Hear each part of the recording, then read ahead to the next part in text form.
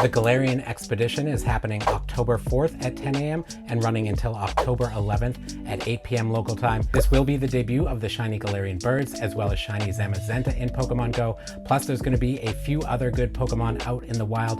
So let's go over all the event details so you can be as prepared as possible. So starting off with the wild spawns here, we have Nidoran, both female and male, Abra, Magnemite, Aron, Wailmer, Shfeel, Beldum, Shinx, Fungus, Dedenne, Wooloo, and then rarer encounters for Chansey, Absol, and Emolga. And of course, in those 5-star raids, we are going to have Zamazenta with that shiny potential for the first time in Pokemon Go. And then for $8 USD, you can also purchase the Masterwork Research that leads to a Master Ball. Along the way, you're also going to get 18,000 experience, 10,000 Stardust, encounters with event-themed Pokemon, and a few more things. And you may have also heard that those Shiny Galarian Birds will be debuting in the Daily Adventure Incense during this event, but they're also going to make some other changes to the Daily Adventure Incense. I'm curious what you all think they will be adding to the Daily Adventure Incense spawn pool. Let me know in the comments down below. There's also going to be collection challenges as well as field research tasks and Pokestop showcases. So hang on to any of those double XL Pokemon, throw them in those showcases, work on that PhD Pikachu medal. Now in terms of the collection challenges, these will be catch and evolution focused ones. No trading for this one like there was for the Zacian event, but you will get XP, Ultra Balls, and encounters with event-themed Pokemon from completing that. And then in terms of the field research, you're going to complete those. You'll also get XP, Stardust, and again, more encounters with those event-themed Pokemon. Because this has an IV floor of 10, 10, 10, this is one of the better ways to hunt hundos. So if any of those tasks are rewarding Pokemon that you want to hunt hundos for, focus on those, and you do have a better chance of at least getting a high IV one, but if you're really lucky, a hundo. There's going to be a web store bundle as well. That's going to cost $5 USD, very similar to the one that was out for the Zacian event. This gets you 3 remote raid passes and 1 premium battle pass. That $5 is already a little bit of a discount if you were going to buy Pokecoins to buy raid passes. So if you're going to spend real money on raid passes for this, definitely grab this web store bundle first. You get a discount plus that extra premium battle pass. All right, that's it for all the event details. Now let's take a look at some of the best Pokemon to hunt. We're going to take a look at Walrein first. This evolves from Shfeel. It is a beast in the GBL. It has a lot of uses. You can see in Great League, it's ranking number 36. You do need 2 legacy moves here, Powder Snow, Icicle Spear, and Earthquake. Also ranking number 56 as a Shadow. In the Ultra League, it's ranking number 41 as a Shadow with those same 2 legacy moves, number 45 as a non-Shadow. And in the Master League, a little bit spicy here, but still very useful, especially because of all those dragons. You're going to get 120 for Walrein as a Shadow form and 122 as a non-Shadow. As you can see, you can run this one really as a Shadow or non-Shadow. They rank very closely.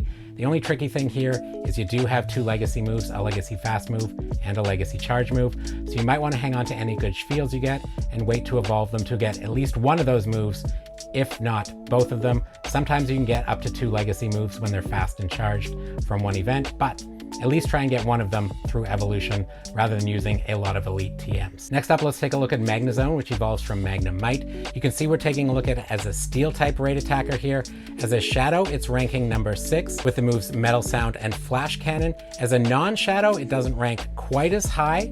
It's getting a little bit spicier down here, ranking number 19. But if you need something to fill in, you could definitely go with the non-Shadow. However, it is out in the electric type grunts right now. So if you do want to get it as a Shadow, go out hunting those electric types. And a little bonus there, it can also be a Shadow Shiny. And speaking of as an electric type, it does rank number 1 as an electric type raid attacker in that Shadow form.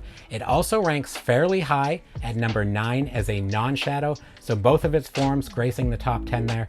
Definitely a good one to go after. And even if you're going after the Shadow form, still hunt those Magnemites in the wild because you're going to need a lot of candy to be able to power them up to use them as raid attackers. And then it also has some use in PvP as well. So we can see in the Ultra League here as a Shadow, it's ranking 146. And then in the Master League, it's also ranking 129, again as a Shadow. You can run the non-Shadow in both, but the Shadow form is the superior one and no legacy moves required there. Next up, let's take a look at Metagross. Unfortunately, it has been nerfed a little bit with those changes to how raids work, but it is still a beefy Pokemon and it does have a Mega that will come to the game eventually. It is a Steel Psychic type.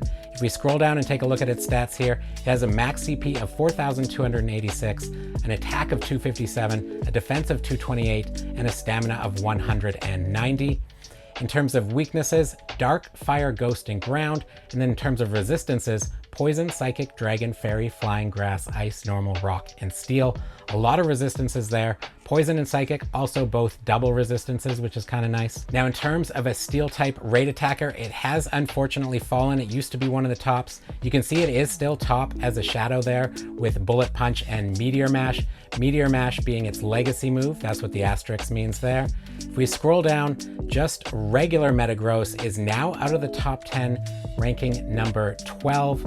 That is a little bit unfortunate, but still pretty decent as a shadow. You can get it as a shadow right now. You can't get Beldum, but you can get Metang from the Steel type grunt. It's in the number 2 slot, which means if you happen to find a Steel type grunt that has Metang in the number 2 slot, you only have a 15% chance to encounter it, but it is a very good one to have as a shadow, so you could hunt it there if you're looking to get it. And then Metagross is also good in the Master League. The nice thing here is that it actually ranks quite a bit better as a non-shadow. You do still need the legacy move Meteor Mash on it, but it's at number 54 as a non-shadow, and then number 96 as a shadow. All right, Abra is up next. That evolves into Alakazam, which does have a mega in the game. That's a pure Psychic type mega. If we scroll down here, it's got its stats, a max CP of 5,099, an attack of 367, a defense of 207, and a stamina of 146. In terms of weaknesses, Bug, Dark, Ghost, and then resistances, Fighting, and Psychic. If we take a look at it as a Psychic type raid attacker, it is the best Mega Psychic right now.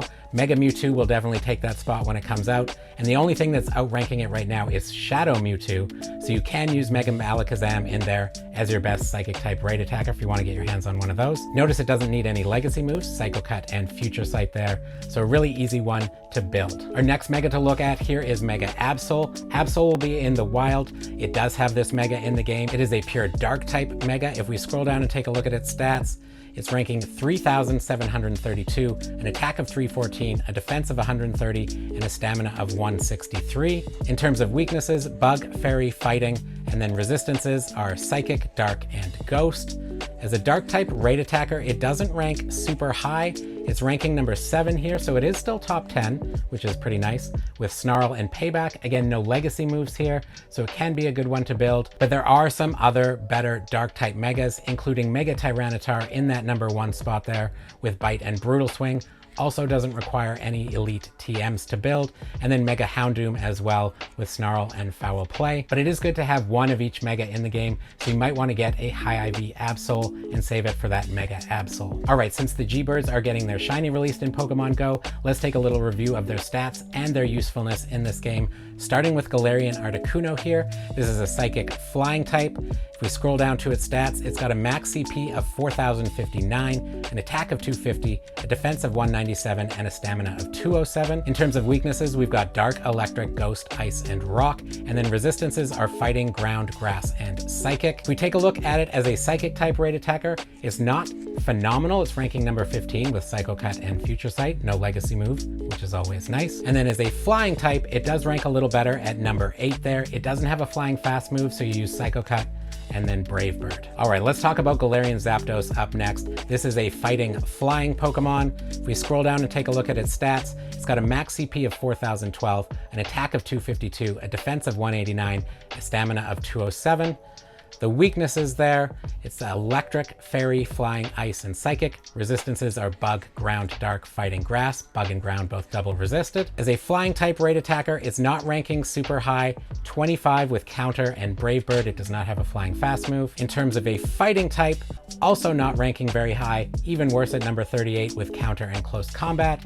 In the Master League is where it'll probably see most of its use. It's ranking 140 there, so it is definitely a little bit of a spicy pick, but no legacy moves to get. Could be a fun one to run, especially if you love Galarian Zapdos. All right, our last G-Bird to take a look at here before we look at Zamazenta is Galarian Moltres. This is a dark flying type. If we take a look at its stats here, it's got a max CP of 3,580, an attack of 202, a defense of 231, a stamina of 207, and then in terms of weaknesses, it is weak to Electric, Fairy, Ice, and Rock.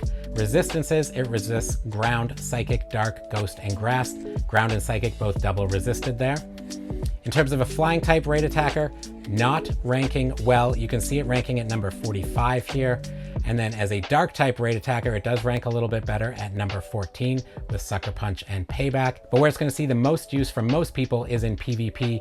If you can get your hands on a low enough CP one for Great League, it's ranking number 55. Sucker Punch, Ancient Power, Brave Bird, no legacy moves. In terms of Ultra League, number 24 there, same moveset. And then in Master League, number 17, again, that same moveset. So definitely a good one to get your hands on if you can. All right, now let's take a look at our new shiny potential legendary Pokemon, Zamazenta. This is a pure fighting type Pokemon. Let's take a look at its stats here. It's got a max CP of 4,329, an attack of 254, a defense of 236, a stamina of 192. In terms of weaknesses, it takes 160% damage from Fairy, Flying, and Psychic. And then in terms of resistances, it takes 62.5% damage from Bug, Dark, and Rock. Now as a fighting type raid attacker, it doesn't have a fighting fast move, so it's got Metal Claw there and Close Combat ranking at number 7. So not super high for this legendary, but where I think this thing is going to see the most amount of use is in the Master League, where it is ranking number 72 with Snarl, Close Combat, and Crunch. All right, everybody, that's all the information I have for you. I'm curious what you're most excited for in this event. Let me know in the comments down below. I think for me, it's the Shiny Galarian Birds, but Shiny Zamazenta also very exciting. But right now we have to say a huge thank you to our mythical members, High Five Louise, Liam, King's Lounge, Body on a Planet, and Kate. Thank you to them for supporting the channel at the mythical level, as well as all of the rest of the members. You all help make this all possible, and everybody who comes to the live streams, whether you chat or lurk, watches the videos, hits the like button, subscribes, all of that stuff makes this and future videos and live streams possible. I am super grateful for you. Hope you get yourself whatever shiny you're looking for in this event, whether it's Zamazenta, the Galarian Birds, or anything else. Happy hunting, and we'll see you in the next one, friends.